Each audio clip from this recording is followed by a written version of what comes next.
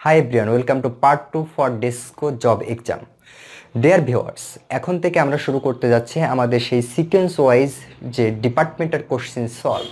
Obviously সব বিগত সাল অ্যান্ড কোন টাইপের কোশ্চেন আমাদের পড়তে হবে এবং বিগত সালে কোন কোশ্চেনগুলো আসছে এবং এবার আসার প্রবাবিলিটি কোন কোশ্চেন, তার উপরে আমাদের একটা বিশেষ থিম আমরা প্রত্যেকেই তোমাদের মাঝে দেওয়ার চেষ্টা করব এবং আশা রেখে তোমরা আমাদের সাথে যেভাবে ছিলে তারই ধারাবাহিকতা এখনও বুঝিয়ে থাকবে। এবং আমি এই ভিডিওটি শুরু করার আগে প্রত্যেকের কাছে একটাই রিকোয়েস্ট, তোমরা প্রত্যেকেই ভিডিওটি বেশি করে শেয়ার করো এবং প্রত্যেকের মাঝে এটি ছড়িয়ে দাও। যত বেশি ছড়াবে তত বেশি একজনের দ্বারা একজন উপকৃত হবে অবভিয়াসলি। এবং তোমার যদি এই ম্যাথটা এখনও যদি বুঝতে কোনো প্রবলেম হয় অবশ্যই আমাদেরকে কমেন্ট করবে এবং তোমাদের প্রত্যেকেই কমেন্টের মাধ্যমে আমরা টোটাল ম্যাথ জানানোর চেষ্টা করব। এবং যদি কারো আরও বেশি ম্যাথ দেওয়ার চেষ্টা কোনো প্রবলেম হয় তাহলে আমাদেরকে কমেন্ট করতে পারো, ইমেল করতে পারো, আমরা প্রত্যেকের কমেন্ট এবং ইমেলে জবাব দেওয়ার চেষ্টা করব অবশ্যই। Okay, let's see first math আমাদের এসি মেশিনের ভিতরে আমরা জানি ট্রান্সফরমার খুবই most important topics for any kinds of job exam. Okay, transformer ভিতরে আমাদের সাধারণত যে কোশ্চেনগুলো আসে সেটা হচ্ছে all day efficiency voltage regulation and maximum efficiency extra. Okay, আমরা ফার্স্ট যে ম্যাথটা করব বিগত সালে ডেস্কোতে যে ম্যাথটা আসছে সেটা আমরা একটু দেখার চেষ্টা করি। আমাদের ম্যাথের ভিতরে দেওয়া আছে rated kVA 100 and coal loss 900, copper loss 60 on 1600 and find the value of maximum efficiency. Most important এই জিনিসটা maximum efficiency must be আমাদের যে কেভিএ or যে কিলোওয়াট নিয়ে আমরা ম্যাথটা করব সেটা অবশ্যই আমাদের ম্যাক্সিমাম হতে হবে। এখন কোশ্চেন হচ্ছে ম্যাক্সিমাম অ্যান্ড রেটেড কি একই? আমি অ্যান্সার হচ্ছে না, কারণ রেটেড কথাটার অর্থ হচ্ছে তার মানে আমাদের মনে আরও একটা কোশ্চেন জাগে, রেটেড বড় নাকি ম্যাক্সিমাম বড়। ম্যাক্সিমাম মানে তো বোধহয় সব থেকে বড়, কিন্তু রেটেড আর ম্যাক্সিমাম কিন্তু এটা কোনটা বড় এটাও একটা কোশ্চেন। আশা রাখি সমস্ত কোশ্চেনের অ্যান্সার এই ম্যাথের ভিতরে লুকিয়ে আছে। ওকে, আমার প্রথম অ্যান্সারটা হচ্ছে রেটেড অ্যান্ড ম্যাক্সিমামটা ভিতরে রেটেডটা বড়। তাহলে রেটেডটা কি অ্যান্ড ম্যাক্সিমামটা কি সেটা আমরা দেখি। এখন রেটেড কেভিএটা হচ্ছে সেই কেভিএ যে কেভিএতে ট্রান্সফরমার সর্বোচ্চ, অর্থাৎ এর থেকে বেশি কেভিএ যদি আমরা দেই তাহলে সেই ট্রান্সফরমারটি ফল্ট করবে, এর থেকে বেশি সে লোড বহন করতে পারবে না। অ্যান্ড ম্যাক্সিমামটা কি? যে ইফিসিয়েন্সিতে অর্থাৎ যে কেভিএতে আমরা একটা ট্রান্সফরমারকে নর্মালি চালাই, অর্থাৎ সর্বোচ্চ যতটুকু লোড সে স্বাভাবিক অবস্থায় দিতে পারে। আর রেটেডটা হচ্ছে এর থেকে বেশি দিলেই সে ফল্ট করবে, তার মানে অতটুকু তো আমাদের যাওয়ার প্রয়োজন নেই। তার মানে আমরা বুঝতে পারছি ম্যাক্সিমামটা রেটেড থেকে অবভিয়াসলি কম। তো এখন আমাদের যেহেতু ম্যাক্সিমাম ইফিসিয়েন্সি, তাহলে আমাদের কেভিএটাকে কনভার্ট করতে হবে কিসে? ম্যাক্সিমামে। এখন আমরা একটু দেখি ম্যাক্সিমাম কেভিএ এবং রেটেড কেভিএর মধ্যে একটা রিলেশন। আমরা কোনো একটা ক্লাসে এই সূত্রের ডেরিভেটিভটা দেখাবো, তো আজকে আমাদের অঙ্কের সুবিধার জন্য আমরা সূত্রটা দেখার চেষ্টা করি। KVA maximum equal KVA rated into root over core loss divided by full load copper loss. এখন একটা কোশ্চেন হতে পারে যে এইখানে ফুল লোড লিখিনি কিন্তু এইখানে ফুল লোড কেন লিখলাম, তাই না?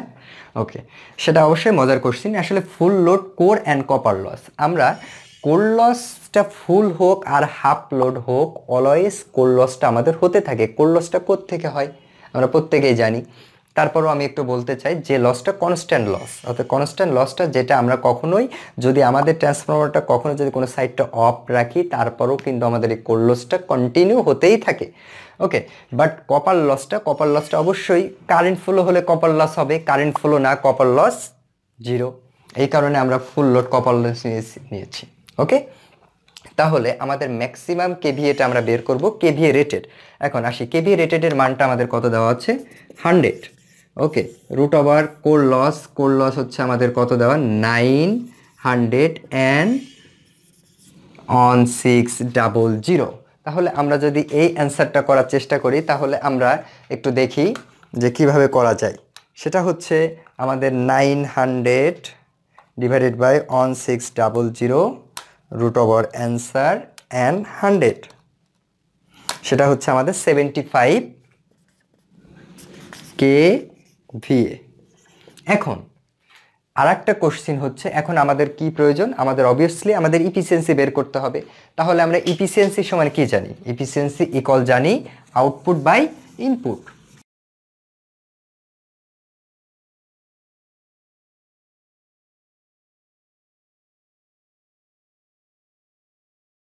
ওকে, এখন আমরা কি জানি, প্রত্যেকেই জানি ইফিসিয়েন্সি ইকুয়াল কি, output divided by input, output power divided by input power. কিন্তু কোশ্চেন হচ্ছে, আমরা জানি পাওয়ার তিন টাইপের, একটা হচ্ছে কি active, reactive and apparent power. এখন আমাদের এখানে দেওয়া আছে অ্যাপারেন্ট পাওয়ার, যেহেতু কেভিএ ইউনিটটা, কিন্তু আমাদের নিতে হবে কোথায়, কিলোওয়াটে। কিন্তু যখন আমাদের কোনো ট্রান্সফরমারটা ম্যাক্সিমাম ইফিসিয়েন্সিতে যখন সেটা রানিং হয়, তখন আমরা জানি যে আমরা সাধারণত ধরে নিতে পারি প্রায় ম্যাক্সিমাম অ্যাপ্রক্সিমেট এমনই পাওয়ার ফ্যাক্টরটা ইউনিটি হয়, দ্যাটস মিন পাওয়ার ফ্যাক্টরের মানটা অন। এখন আমরা জানি আউটপুট ডিভাইডেড বাই ইনপুট, তো ইনপুট ইকুয়াল কি আউটপুট প্লাস লসেস, তাহলে তো আমরা ইনপুটটা পেয়ে যাব নর্মালি। কারণ আমাদের এখানে যে রেটেড কেভিএ, যে আমরা যে ম্যাক্সিমাম যে কেভিএটা আমরা বের করেছি, অর্থাৎ আমাদের যে কেভিএ ম্যাক্স যেটা বের করে 75, এটাও কি, এটাও অবভিয়াসলি আউটপুট। তাহলে আমরা একটু দেখি আউটপুট যে কেভিএটা আমরা যেটা করব সেটা হচ্ছে আউটপুট, অর্থাৎ 75 ইন্টু অন, তাহলে এটা কিসে হলো, কিলোওয়াটে। এখন output same 75 into on plus losses. Losses মানে কি, আমরা কি এই দুইটা লস যোগ করব না কি করব, এখানে একটা বিষয় বুঝতে হবে।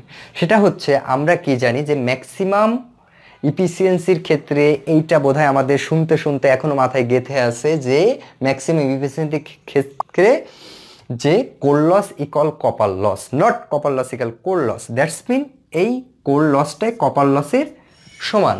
তাহলে আমরা কি লিখতে পারি এখানে, 900 প্লাস 900 ইন্টু, এটা যদি আমরা একটু ক্যালকুলেশন করার চেষ্টা করি, তাহলে আমরা যদি এটা ক্যালকুলেশন করার চেষ্টা করি কারণ আমাদের একটা জিনিস বুঝতে হবে যে আমাদের এটা কিন্তু কিসে হলো, আমাদের কিলোওয়াট, এটা কিলোওয়াট, বাট এই দুইটা কিসে হলো, ওয়াটে। তাহলে এটা কি হলো, অবভিয়াসলি না। তাহলে আমাদের কি করতে হবে, ওয়াটটাকে অবভিয়াসলি কিলোওয়াটে নিতে হবে। তাহলে আমরা 1000 দিয়ে ভাগ দিয়ে দেই, দিলে পারাই কি প্রবলেম সলভ।